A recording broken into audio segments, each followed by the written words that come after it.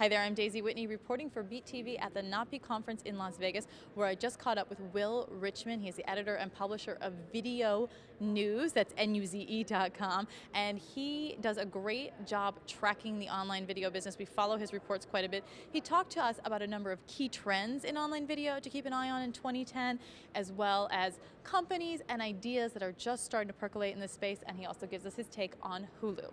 So Will, you're kind of a chronicler of all things online video with your site VideoNuze.com. In that capacity, what do you see as some of the key trends in digital media and specifically online video for 2010? Well, the biggest trend, of course, is just the continued growth in the online video space.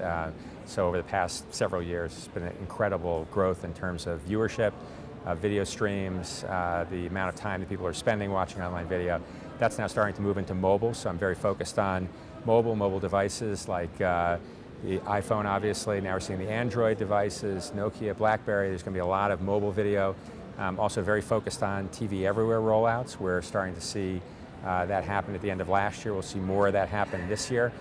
Also very interested in convergence devices. These are, of course, the devices that bring TV or video from broadband all the way to the TV. So things like Boxee and Xbox and TiVo and Wii and so forth.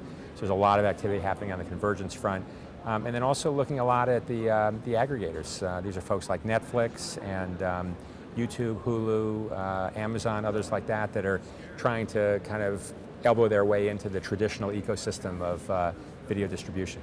So in the convergence world, as you're keeping your eye on web to TV plays and over-the-top devices, who do you think are the winners? Who do you think will be the winners, I should say? Well, it's still very early days. I mean, it's hard to predict, long-term winners, but certainly the companies, the ones that seem to have been getting a fair amount of traction so far, you have to look at companies like Roku.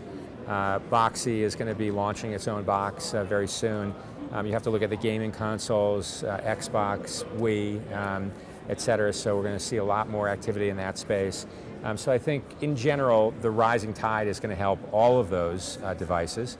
And it remains to be seen, again, what consumers want to do. Blu-ray is coming on strong now also, primarily because price points have dropped so much. I was looking in the Sunday Circular yesterday from Best Buy, $129 now to get a Blu-ray player along with Netflix compatibility. So I think we'll see a lot of activity on the Blu-ray side as well. But in general, my prediction in terms of the overall trend is that we're going to see a lot more convergence. So the idea that people are going to be watching what they traditionally watched on their computer now on TV screens, and also watching more on mobile. Final question, is Hulu a lame duck this year? Well, I mean, until Comcast closes the deal with the acquisition of NBCU, I think Hulu's fate is somewhat uncertain. I've said on VideoNuze that Hulu's model of providing free access to premium content is, I believe, at odds with Comcast's interests in pursuing TV everywhere, which is essentially a model where you only are able to get access as a user to video if you're a paying subscriber. So I think those models are in conflict with one another. It remains, of course, to be seen what Comcast does with its share of voting interest in Hulu. It'll be just less than a 1/3 owner in Hulu after the deal closes. So we'll wait and see what happens. But Hulu is getting, and has over the course of the last year, gotten great traction with users. It logged almost 1 billion views in November. That's nothing to sneeze at. I think it continues to be the gold standard in terms of the user experience. The issue, of course, is can Hulu make money for its partners and content providers, along with providing a great user experience? And is it in step with, again, the emphasis in a TV everywhere world toward users having to pay in order to get access to premium program?